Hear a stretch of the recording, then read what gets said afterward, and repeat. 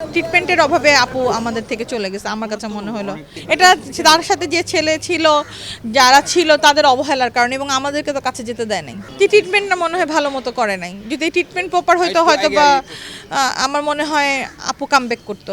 আমি গত 3 দিন ধরে হসপিটালে ছিলাম এবং লাস্ট আমি তাকে দেখে আসছি 11:30টার দিকে। তখনও তার রেসপন্স ছিল এবং তখনই ডক্টররা আমার হাতে মানে তার রিসিপ্টটা দিল এবং তার মেয়ের জামাই আমার পাশে ছিল। তো আমরা তখনই দেখলাম 2টা ইঞ্জেকশন আর ব্লাডের কথা বললো। তো তখন যখন আমরা জিজ্ঞেস করলাম আসলে এই ইঞ্জেকশনগুলো তো কোন লেভেলে গেলে দেয় এটুকু জানি আমরা।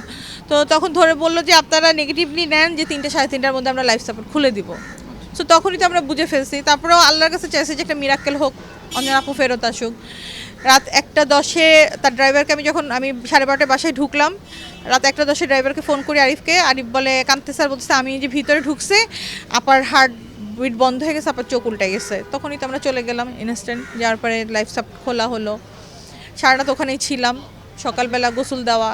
আপুর মূলত জ্বর হয়েছিল, সেই জ্বর ঠান্ডা তো আমাদের সবারই হয়। তো অনেক দিন ধরে জ্বর ছিল, তো বলতাম ডাক্তার দেখো, তো ডাক্তার দেখানো নিয়ে ওর একটা ছিল, অ্যালার্জি ছিল।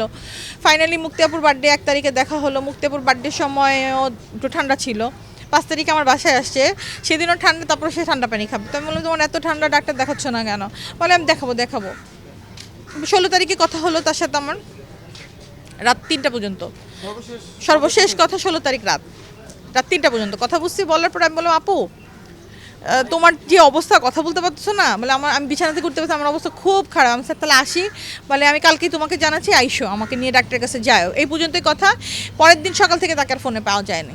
এটা তার সাথে যে ছেলে ছিল, যারা ছিল তাদের অবহেলার কারণে, এবং আমাদেরকে তো কাছে যেতে দেয় নাই। এটাই কেনর উত্তর আজকে বড়রা সবাই এখন বসছে এবং জানাজার পর এটা নিয়ে বসবে যে এই কেনটা, কারণটা কি, আমাদের কোনো আর্টিস্টকে কেন যেতে দেওয়া হয় নাই। নানানভাবে আমরা জোর করে গিয়েছি। পরে ফাইনালি আমি পিজিতে আইসিইউতে এক কথায় সিনক্রেট করে ঢুকছি ভিতরটায়। ঢুকে দেন আমি দেখলাম, দেখার পরে তো আমি আসলে এটার জন্য প্রস্তুত ছিলাম না। এই অঞ্জনা আপু, পরে ডক্টর বলছে আপনি কোনো মেয়ে হন? আমি বললাম না আমি তো মেয়ে হই না, আমি বোন হই। বলে আপনাদেরকে নেগেটিভলি আমি কাউন্সিলিং করবো, শুনেন। ওনার কিন্তু একসাথে আমাদের এখানে যেদিন আনা হচ্ছে ব্রেন হ্যামারেজ ছিল, আমরা তো ধরেই নিয়েছিলাম যে সে বাঁচবে না। তো একসাথে যেটা হলো তার heart fail, kidney damage, UTI, তারপর স্টোমাকে ঘায়ের মতো এবং ব্লিডিং হচ্ছে সমানে। আমার এটা মেডিকেলের ভাষা, এখন এটা রিপোর্টটাই বলবে যে একসাথে সব কিছু ড্যামেজ হয়ে যাওয়াটা একটু কেমন জানি না, একটু তো সন্দেহ লাগাটাই স্বাভাবিক, তাই না? এখন এটা নিয়ে বসছে, বড়রা বসছে। আজকে আমাদের শিল্পী সমিতি, আমাদের গার্জিয়ান, তারা এটা সিদ্ধান্ত নেবে। মিশা ভাই ব্যাপারটা দেখতেছে, আসলে অ্যাডপ্টেড চাইল্ড তো হয়তো এই কারণে সন্দেহের চোখে দেখছে, এবং আমাদেরও একটু, সত্যি বলতে আমারও এখন সন্দেহ হচ্ছে যে ট্রিটমেন্টটা মনে হয় ভালো মতো করে নাই। যদি ট্রিটমেন্ট প্রপার হয়তো বা আমার মনে হয় আপু কামব্যাক করতো। ট্রিটমেন্টের অভাবে আপু আমাদের থেকে চলে গেছে আমার কাছে মনে হলো। হ্যাঁ, ওনার টাকার অভাব ছিল না, তার বাড়িতে সবই আছে।